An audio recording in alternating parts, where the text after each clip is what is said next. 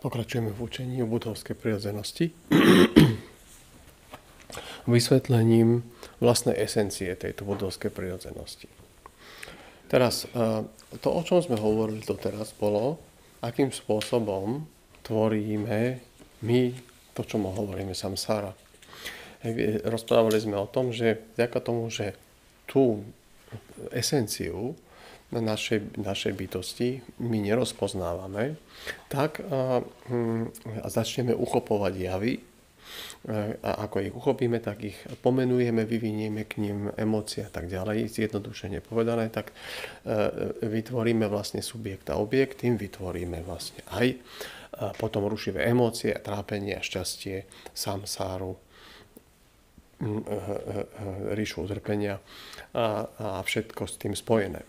Hej, to sme tu hovorili, jak to vlastne k tomu dochádza celému.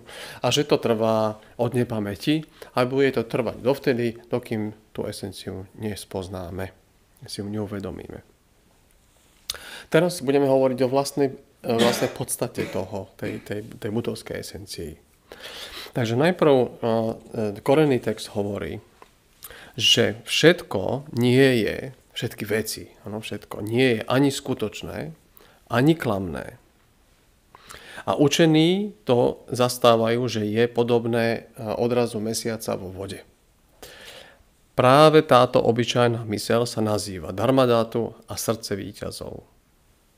Ušľachtili ju nevylepšujú, cítiace bytosti ju nezhoršujú, nepochybne ju možno vyjadriť prostredníctvom mnohých konvenčných pojmov, ale jej samotnú skutočnosť prostredníctvom výrazov pochopiť nemožno. Korenný text hovorí o tomto. Tak, teraz v buddhizme hovoríme o tzv. Dvoch pravdách. Hovoríme o konečnej pravde, hovoríme o absolútnej a hovoríme o relatívnej pravde. Konečná pravda je vysvetlenie alebo sú náuky o tom, aké veci sú v skutočnosti. A to, čomu hovoríme relatívna pravda, doslova ináč sa o tom hovorí, že je falošná alebo klamná, je to, ako veci vnímame my ako cítiace bytosti, ktoré sú zatemnené rušivými emóciami. Teraz tu, ale čo sa hovorí, je, že všetky veci nie sú ani skutočné, ani klamné. A učení, to znamená tí, ktorí získali vhľad do pravej prirodzenosti, zastávajú názor, že všetko je podobné odrazu mesiaca na hladine vody. Že ten príklad bol už spomenutý mnohokrát a ako veľmi vďačný príklad. Čiže v prvom rade, čiže hovoríme teraz, aké veci sú z konečného hľadiska. Takto sú všetky javy, sa hovorí prvotne nezrodené. Prvotne nezrodené znamená, oni nikdy vo svojej podstate nevznikli. To, čo my vnímame ako nejaké objekty, ako nejaké zvuky, ako svoje vlastné emócie, a takto sú všetko javy. Hej. Či sú to fyzické alebo mentálne javy, alebo fenomény. Hej. Avšak oni prvotne nie sú zrodené. Oni nikdy v skutočnosti samostatne nezávisle ako existujúce veci nevznikli. To je to, čo sa tým myslí. Čiže z hľadiska konečného nie sú nejakým spôsobom definované alebo určené. A preto sa tu hovorí, že všetko nie je skutočné, ani skutočné, ale zároveň nie je to ani klamné. Hej? Ako sme povedali, v tej relatívnej rovine, to je tá pravda, ktorú hovoríme, že je falošná pravda. Falošná, lebo sa nám javí, že tie veci existujú, zatiaľ čo v skutočnosti neexistujú, takže je tam tá klamlivosť.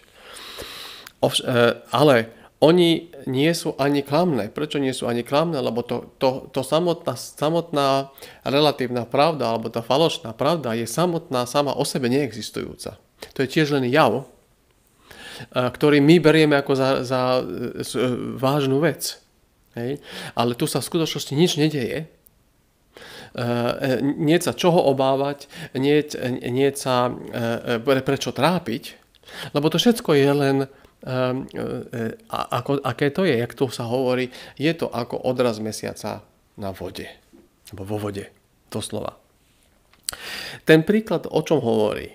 Hovorí o tom, že zatiaľ čo jav mesiaca v noci na hladine vody je prítomný.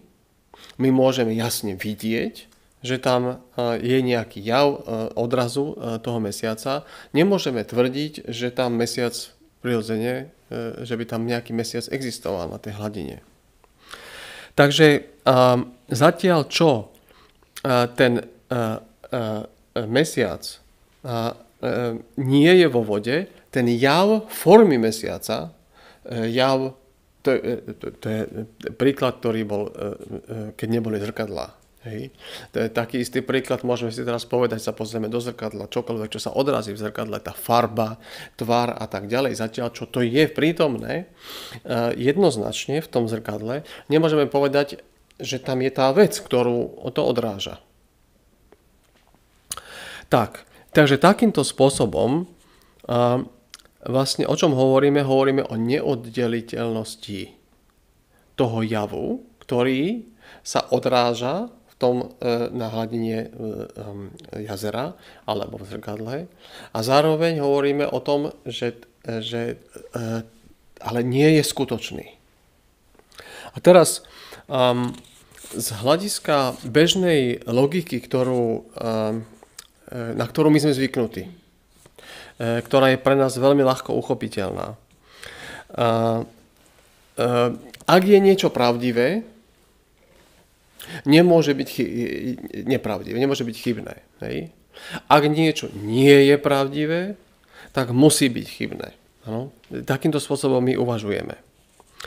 A teraz zrazu my vlastne dochádzame k tomu, že niečo, čo nie je ani pravdivé, ani chybné, nevieme uchopiť. Z hľadiska bežnej logiky nemôže byť niečo ani pravda, ani chyba. Hej. Takže práve kvôli tomu, že keďže je to mimo sféru nášho bežného logického chápania alebo uchopovania vecí, preto sa tu použil ten príklad, že zatiaľ čo ten jav toho odrazu, toho mesiaca existuje, hej, samotný mesiac neexistuje. Čiže my vidíme charakteristiky, vidíme vlastnosti, ale ten samotný predmet tam nie je. No. Alebo druhý príklad, ktorý je veľmi dobre známy, je sen. Že? Čiže ak snívame, trebárs sa hovorí o tigrovi, tak zážitok toho tigra nie je skutočný, ale zároveň nie je pravda, že by ten tiger neexistoval. My nemôžeme povedať, že ho tam jasne vidíme. Hej? Čiže nie je skutočný ten zážitok, ten tiger tam nie je, ale nemôžeme povedať, že by tam nebol vôbec. Rozumiete, že o čo tu ide? No? Že je to len jav, nie je tam skutočný tiger. Čiže skutočný tiger tam nie je v tom sne, ale jav toho tigra tam je. A zážitok, áno, máme z toho nejaký zážitok. Čiže všetko to je veľmi len ako by snové. Alebo tak. Čiže takisto tie javy nie sú ani pravdivé, ani nepravdivé. Keď sa hovorí o prázdnote alebo zjednotení javu a prázdnoty, tak sa myslí presne toto. A teraz, čo je úplne úžasné, je to, že túto vlastnosť má úplne všetko. Majú ju cítiace bytosti, čiže ľudia, zvieratá, ostatné bytosti, akékoľvek tam existujú. A majú ju aj všetky veci. A niekedy sa hovorí, že esencia budho, alebo budhovská myseľ, alebo budhová myseľ preniká všetkým, čo sa javí a existuje. Preniká všetkými vecami. To neznamená, že je nejaká myseľ nejakého historického budhu, ktorá pokrýva všetko, alebo je súčasťou našou, alebo zjednocuje. Keď sa povie budhovská myseľ, alebo budhová myseľ, tým sa nemyslí myseľ Budhu Šakyamuniho. Tým sa myslí tá myseľ, ktorá si uvedomila vlastnú prirodzenosť. A keď si uvedomila vlastnú prirodzenosť seba samej, uvedomila si vlastne, alebo uvedomuje si vlastnú prirodzenosť všetkých vecí, lebo tá vlastná prirodzenosť je všade rovnaká. Zatiaľ, čo javí ten tvorivá schopnosť osvietenej mysle prejavuje rôznorodosť všetkých javov, preto my vidíme krásne veci, vidíme farby, vidíme rôzne tvary a tak ďalej. To je ten tvorivý aspekt tej prirodzenej mysle. Žiaden z tých javov nie je vo svojej podstate skutočný. Keď teda hovoríme, že tá Buddhová myseľ alebo vlastná prirodzenosť preniká všetkým, znamená, že zatiaľ, čo tie všetky rôzne veci sú naozaj rôzne vo svojich charakteristikách, vo svojich vlastnostiach, čiže zatiaľ, čo mám kvet, mám kameň, tak jeden je živý, druhý je neživý, jeden je okrúhly a druhý je farebný, jeden vonia, druhý smrdí, trebárs, hej. Tak aj jedným, aj druhým preniká, poeticky povedané, budhovská prirodzenosť. Čiže čo nimi preniká? To, že nie sú ničím určené, ničím, čo by bolo trvácne, jedinečne, samostatne existujúce. Že by to bola nejaká vec, ktorá by existovala ako vec, ako sama o sebe. Takže potom, preto sa tu hovorí, táto obyčajná myseľ, my sme ten termín už mali predtým, tá obyčajná myseľ, alebo prostá myseľ, obyčajná myseľ, to je tá myseľ, ktorá je bez tých všetkých konštrukcií, bez tej vykonštruovanosti existencie nejakých vecí, bez tej emocionálnej zaangažovanosti, bez tej duality.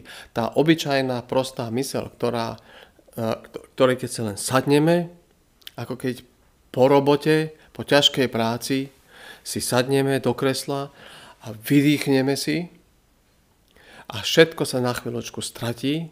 To je tá obyčajná myseľ, kde nič nie je, nič sa nerieši, nič sa nerozvíja, nič sa nekonštruuje. Takže táto obyčajná myseľ, práve tá, žiadna iná. Nemusíme my teraz sofistikovane rozmýšľať, jak sa k tej vlastnej prirodzenosti dostať, pretože tá prirodzenosť je vlastne pred našimi očami. Hej. Takže tá obyčajná myseľ sa nazýva, a teraz tu samozrejme v buddhistickom žargóne sa bude nazývať buddhisticky. Čiže bude sa volať dharmadátu, čo je priestor dariem a priestor všetkých vecí, všetkých javov.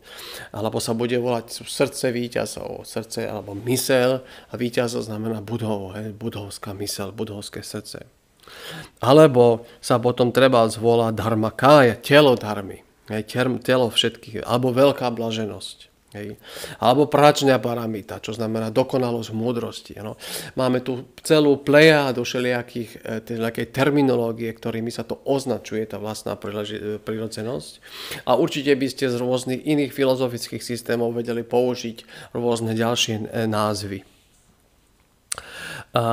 Takže to nie je nič iné, všetky tieto sofistikované názvy, len prostá, obyčajná myseľ. Ušľachtilí ju ničím nevylepšujú a cítiace bytosti ju nezhoršujú. Ak niekto dosiahne rozpoznanie vlastnej prirodzenosti, tak to nie je, že teraz sa niečo vylepší, že sa niečo stane, že tam zrazu sa objavia nejaké kvality, ktoré tam predtým neboli.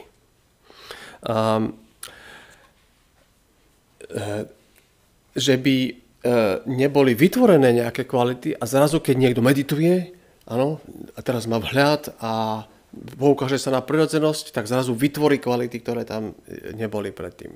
Hej. Čiže preto sa to hovorí ušľachtili tí, ktorí presiahnu a dosiahnu budhovstvo, ničím to nevylepšia, lebo tá budhovská prirodzenosť, a ešte raz, to nie je nič sofistikované. Hej. To je len to, že si uvedomíme tú jav a prázdnotu ako neoddeliteľné. subjekt a objekt sa spoja. Hej. Alebo respektíve si uvedomíme, že nikdy subjekt a objekt neexistoval. No. Tá obyčajná myseľ, len to. Takisto tým pádom cítiace bytosti ju nemôžu zhoršiť. Čiže nie je to potom tak, že tí, ktorí ešte teda nevidia veci alebo páchajú nejaké negatívne veci, tak uberajú z tých kvalít a tak ďalej. Nemôžeme povedať, že tí, ktorí nie sú osvietení, že nemajú kvality budhovskej esencie alebo prirodzenosti. Takže prirodzenosť javov je bez toho, aby sa niečo do nej pridávalo alebo aby sa niečo z nej uberalo, je stále rovnaká. Je rovnaká pred aj po.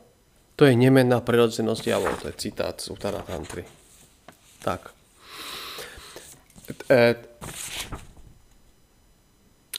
Táto skutočnosť, vlastná prirodzenosť, budovská prirodzenosť je však neuchopiteľná aj pre bodhisattvov, sme sa tu bavili o bodhisattvách predtým, aj pre bodhisattvov, ktorí sú stále na ceste na tých 10 stupňoch. Hej.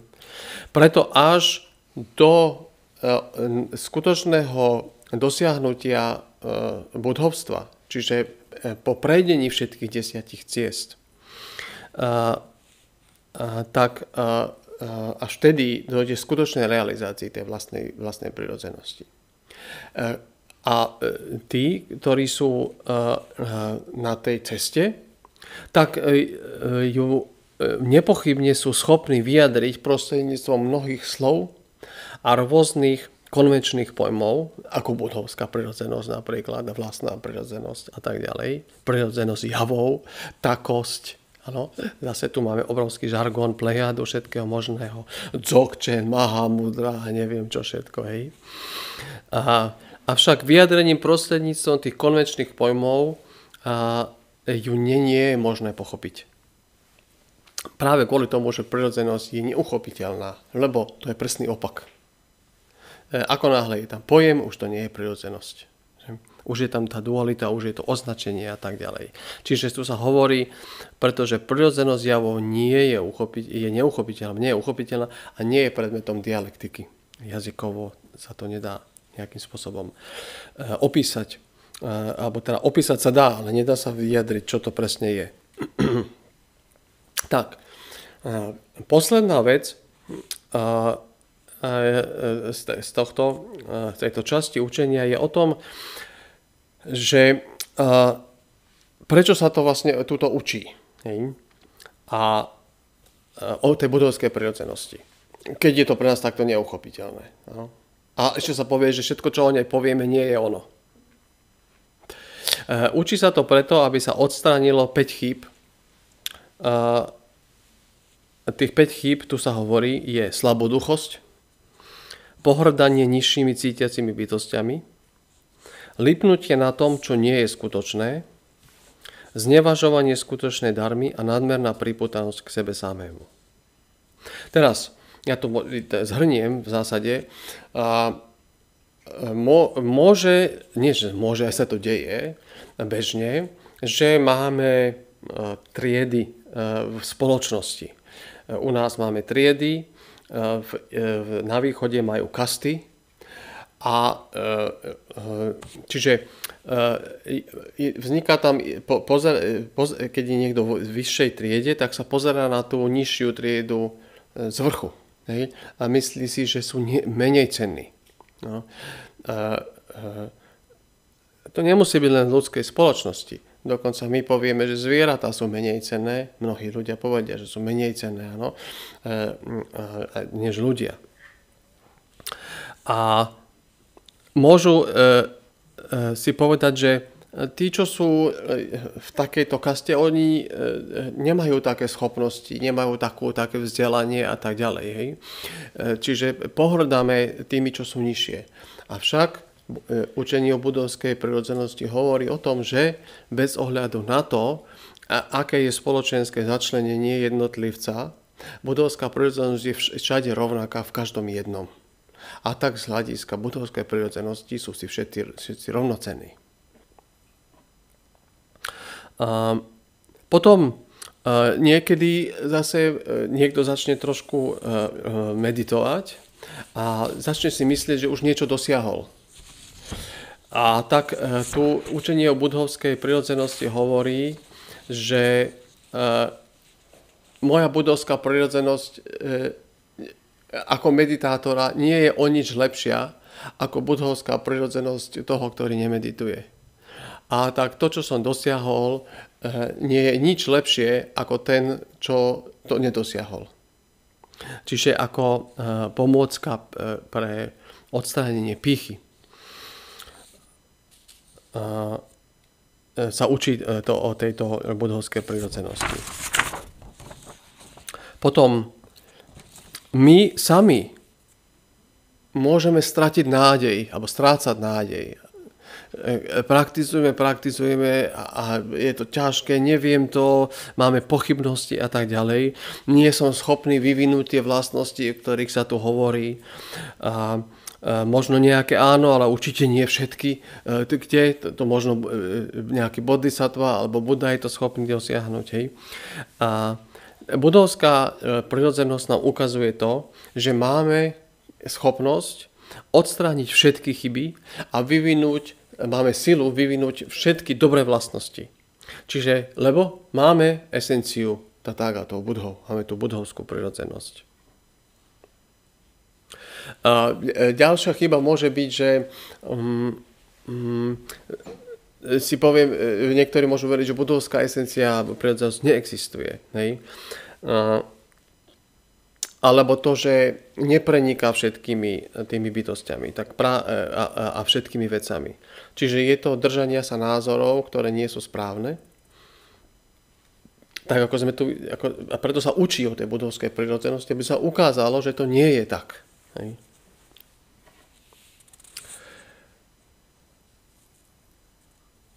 Dôležité je, že všetci máme úplne rovnakú šancu, pretože všetci máme úplne rovnakú budhovskú prirodzenosť. Bez ohľadu na to, či sme mladí, starí, môže žena, tak vysoko postavený, nízko postavený. Každý má rovnaké predpoklady, má všetky rovnaké kvality. A táto náuka zároveň vlastne vedie k tomu, aby vnímaniu všetkých ako budhov. Pretože majú potenciál stať sa budhom. To neznamená, že teraz, keď vnímam všetkých ako budhov, že sú to budhovia, no? Ale majú zárodok. A preto môžeme sa voči druhým vzťahovať o mnoho jemnejšie, láskyplnejšie, keď si uvedomíme, že to, čo ukazujú, je len prejav tej budhovskej prirodzenosti, v tej podobe toho prejavu. Hoci vyzerá, že je negatívny, alebo vyzerá, že je pozitívny. To sa len budhovská prirodzenosť, ako sme hovorili tu, v rámci jej tvorivého potenciálu prejavuje. A moja budhovská prirodzenosť sa prejavuje takým spôsobom, že to všetko vníma. Ale nič z toho nie je vlastné. Tomu človeku nie je to vlastné. Mne nie je to vlastné nikomu. Ten prejav nie je, že ako tá bytosť v skutočnosti je to len prejav, ktorý je vo svojej podstate prázdny. Tak.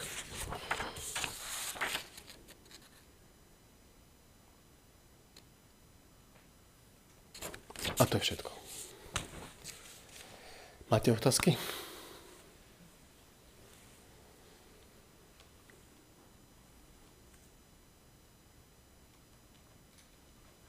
Môžem sa spýtať? A akú techniku využívate vy v bežnom dni, keď sa začínate naväzovať na nejakú myšlienku, ktorá je taká doterná, že sa neviete zbaviť dlhodobo v priebehu dňa? Stále tú istú.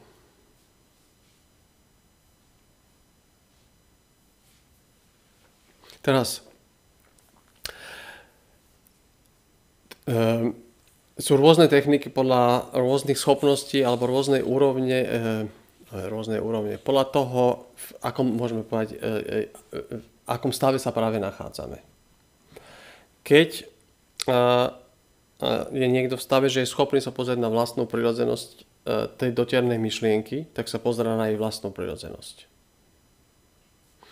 Keď nie, musí tú myšlienku premieňať z negatívnej na pozitívnu. Teraz v rámci tréningu mysle. Ano? Čiže premia myšlienku, emóciu. Hej? Čiže dojde k transformácii. A keď ani to nejde, tak musí od nej utekať. To znamená jednoducho ju len pripustiť, že existuje, ale jednoducho si ju nevšímať. Čiže tieto tri základné veci sa používajú podľa toho, čo sa dá v tej chvíli robiť. Môžete dať príklad na tú transformáciu? Takže transformácia znamená, keď začnem mať o niekom negatívne myšlienky, jeden zo spôsobov je presne ako sme teraz povedali. Namiesto toho, aby som veril tým svojim myšlienkam a veril to, čo tie myšlienky si o tom človeku myslia, tak si uvedomím, ten človek má budhovskú prirodzenosť a toto tu je len prejav tej budhovskej prirodzenosti. To znamená, že napriek, že myslím negatívne o tom a ja to premením na pozitívne, pretože si uvedomím, že ten človek je v zárodku Buddha. Čiže tým transformujem tú negatívnu myšlienku na pozitívnu myšlienku.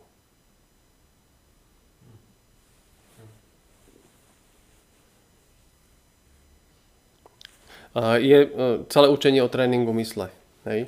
A tam sú rôzne, alebo 37 cvičení bodhisattvu. Tam sú rôzne situácie v rôznych okolnostiach, ktoré hovoria o tom, čo v danej konkrétnej situácii urobiť, ako sa na to pozrieť, aby sa to premenilo. A ten prvý príklad, že keď to vidí človek ako prírodzenosť tej samotnej dotiernej myšlienky, tak v podstate to, že to vidí, tak už to samotné je oslobodzujúce. To vyslobodí tú myšlienku v jej mieste, na tom mieste, jak sa objavila. A vyslobodí ju, pretože vy si uvedomíte, že ona nikdy v živote takáto neexistovala. To je všetko len akoby ten prejav. No.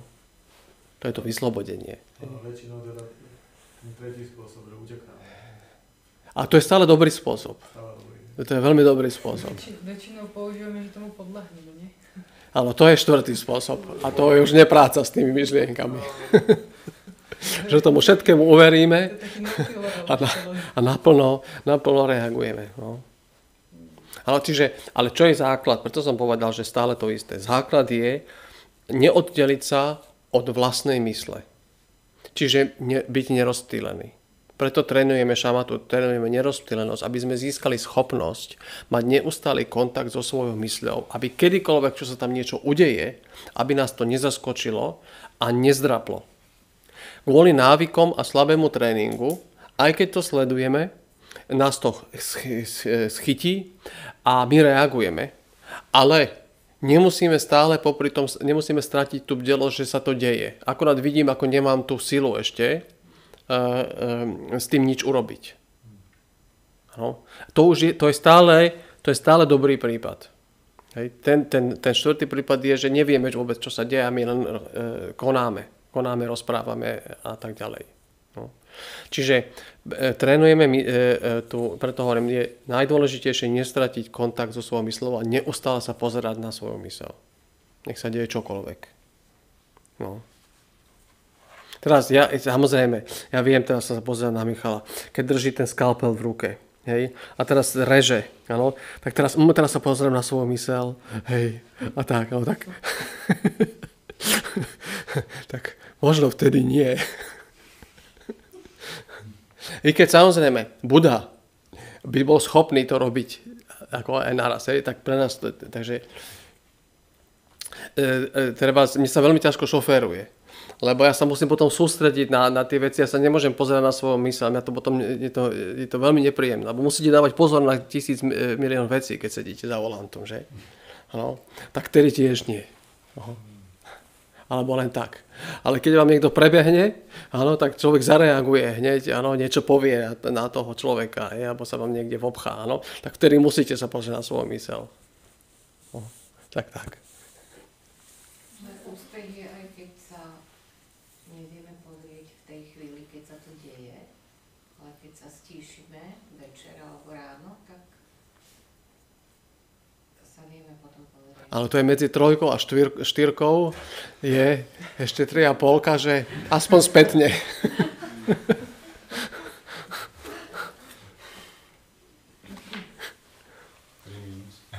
Tri minus. Môžem niečo? Nech sa páči. Vlastne všetky tie negatívne myšlienky, oni sú vlastne ako keby strach. Čiže nebojujeme s tým strachom? No, to aj neviem, či sú všetko strach, lebo negatívne myšlienky vzniknú z vnímania tej duality.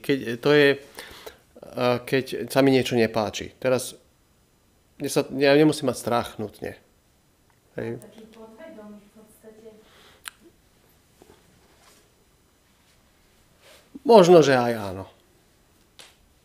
Ale na tom až tak nezáleží. Hej. Pretože negatívna myšlienka, pozitívna myšlienka sú stále rovnako duálne. Ano. Takže je dôležité tu je vidieť, že aj ten strach, aj tá negatívna myšlienka v skutočnosti neexistuje. Že je to len prejav. A vlastne sa nie čoho obávať. Lebo, ako máte pravdu, prečo máme ten strach? Pretože lipneme sami na sebe. My lipneme na tom, čo my hovoríme vlastná existencia. A čokoľvek, čo tú existenciu má narúšať, je potom vyhodnotíme ako nepríjemné. Čiže je tam neustály strach o seba. Ale o to svoje ego. Hej? To znamená, ale to ego je konštrukt. To je mentálna konštrukcia. Žiadne ego neexistuje, žiadne ja neexistuje. Z tohto hľadiska. Je to zase iba ako jav. Čiže preto hovorím, že nie je sa čoho obávať. Pretože tam nie je ja, o ktoré by sme sa mali báť. Ale keďže my si myslíme, že je ja a my lipneme na sebe, na svojom tele a na svojej existencii, tak potom sú tie emócie strachu a všetky veci, ktoré keď hrozí, že náhodou by ja dostalo zabrať. No.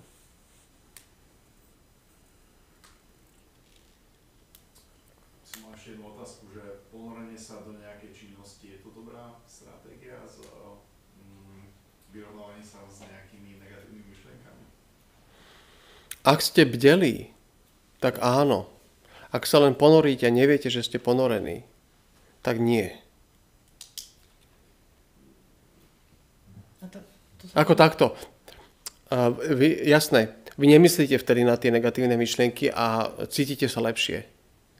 To je ako z hľadiska tohto psychohygieny. Z hľadiska psychohygieny to je v poriadku. Hej? Ale my tu chceme ako keby dosiahnuť niečo viac. No. Inak by som povedal, ak sa inak nedá, je to stále dobre. 3,75.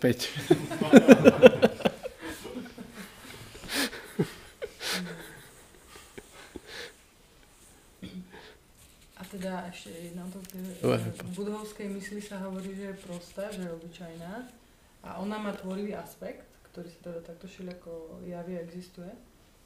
A má ešte iné aspekty? Áno, má 64 kvalít a to je začneme prebrať na budúce. 64 dní.